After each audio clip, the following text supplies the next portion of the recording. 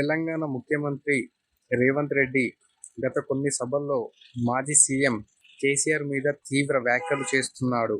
రేవంత్ రెడ్డి కొన్ని సందర్భాల్లో కేసీఆర్, కేటీఆర్ కుటుంబానికి సంబంధించి వ్యాఖ్యలు కూడా చేసి మన సీఎం రేవంత్ రెడ్డి గారు ఇలా ఒక మాజీ సీఎం కేసీఆర్ పైన ఇలా మాట్లాడడం అనేది చాలా అసభ్యకరం అని చెప్పి చాలామంది విమర్శిస్తున్నారు.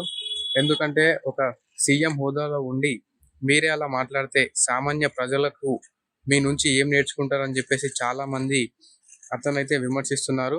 బీఆర్ఎస్ పార్టీ నాయకులైతే చాలామంది అవి చిల్లర మాటలు, అవి చిల్లర రాజకీయాలు అని చెప్పేసి అంటున్నారు. ఒక సీఎం అయ్యుండి అతన్ని చూసి చాలామంది నేర్చుకోవాలి. అలాంటి భాష వల్ల ప్రజలు ఏం నేర్చుకుంటారు? అలాంటి తొండలు, ఉడతలు అని చెప్పేసి అలా మాట్లాడడం వల్ల ఏమిటి లాభం? అలా మాట్లాడితేనే తెలంగాణ ప్రజలకు అర్థమవుతుందా? ఇలాంటి భాషనే తెలంగాణ ప్రజలు కోరుకుంటున్నారా? ఇలా చెప్తేనే ప్రజలకు అర్థమవుతుందా? అసలు సభ అనేది ఎందుకు పెట్టారు? ప్రజల కోసం పెట్టారా? లేకపోతే ప్రతిపక్ష నాయకులను తిట్టడం కోసం పెట్టారా? ఆ సభలో సీఎం రేవంత్ రెడ్డి గారు ప్రజల కోసం ఏం చేస్తున్నారో చెప్పకుండా మాజీ సీఎం కేసీఆర్ గారిని తిట్టడమే పనిగా పెట్టుకున్నారు. దీని ద్వారా ప్రజలు ఏం అర్థం చేసుకుంటారు?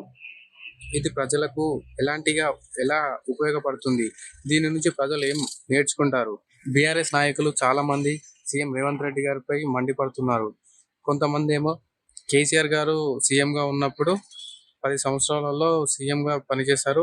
రేవంత్ రెడ్డి గారిని అప్పుడు చాలా విమర్శించి మాట్లాడారు. వాడేం చేస్తాడు అని చెప్పేసి విమర్శించారు.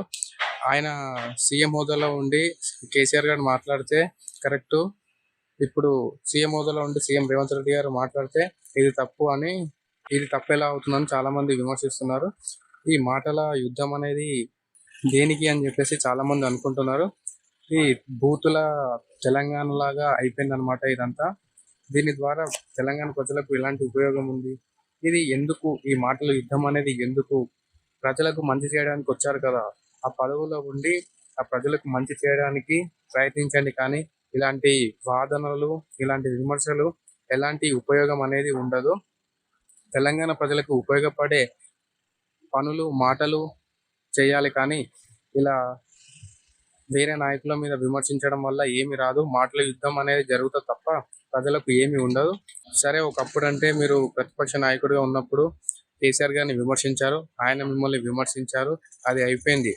ఇప్పుడు మీరు కొంచెం జాగ్రత్తగా ఉండి అతన్ని విమర్శించకుండా మీరు ప్రజలకు పని చేసి చూపించి నేను ఇలా చేశానని చెప్పేసి విమర్శించండి. కానీ